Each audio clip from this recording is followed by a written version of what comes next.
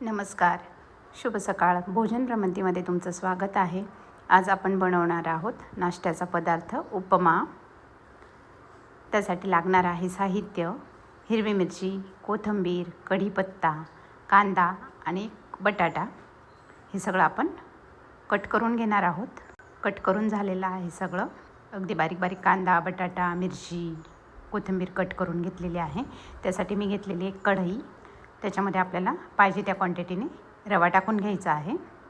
रवा खूप जाड पण नाही आणि खूप बारीक पण नाही असा रवा घ्यायचा आहे.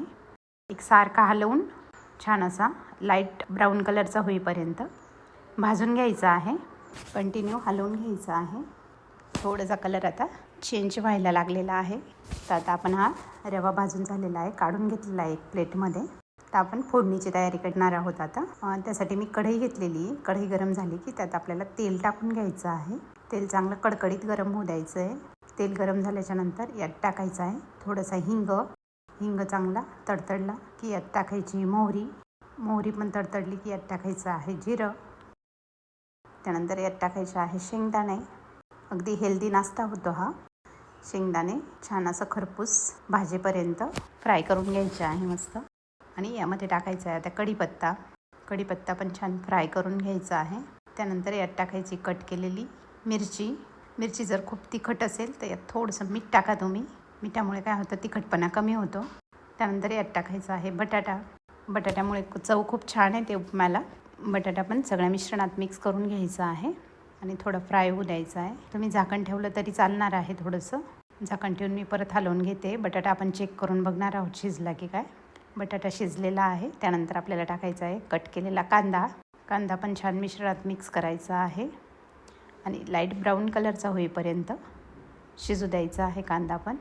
मी साईडच्या गॅसवरती पाणी गरम करायला ठेवलेलं आहे उपम्यासाठी. कांद्याचा कलर चेंज झालेला आहे.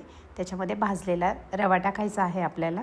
रवा टाकल्याच्या नंतर सगळ्या मिश्रणामध्ये रवा एकजीव मिक्स व्हायला पाहिजे. कंटिन्यू हलवून घ्यायचा आहे. 2 ते 3 मिनटं छान हलवून घ्यायचा आहे तो. त्यानंतर याच्यात टाकायचे चवीप्रमाणे मीठ पण चांगलं मिक्स करून घ्यायचं आहे. मिक्स झाल्याच्या नंतर यात जे गरम पाणी केलेलं होतं ते टाकायचं आहे. पाणी थोडं जास्तच टाकायचं आहे. रवा सगळं शोषून घेतो ते पाणी. आणि सगळं मिक्स करायचं आहे. छान हलवायचं, नाही तर मग गाठी होतात. चांगलं एकसारखं हलवलं ना मग नाही गाठी होत. आणि रवा घेतानाच खूप बारीक पण घ्यायचा नाही आणि खूप जाड पण घ्यायचा नाही. बघू शकतात पाणी सगळं आटून गेलेलं आहे त्याच्यामध्ये. आणि बारीक गॅस करून झाकण ठेवून याला 5 मिनटं वाफ भरू द्यायची आहे. बघू शकतात झाकण काढल्याच्या नंतर किती छान उपमा तयार व्हायला आलेला आहे. आता आपल्याला खालीवरती मिक्स करून घ्यायचा आहे चांगला. त्याच्यामध्ये कट केलेली कोथिंबीर घालायची हिरवीगार अशी. हेल्दीचा नाश्ता तयार होतो मस्त. आणि आवडीप्रमाणे तुम्ही शेव वगैरे टाकू शकतात. तुम्हाला जर माझ्या रेसिपी आवडत असतील तर लाईक करा, शेअर करा, सबस्क्राईब करा. चला तर मग भेटू अशाच नवीन रेसिपीमध्ये.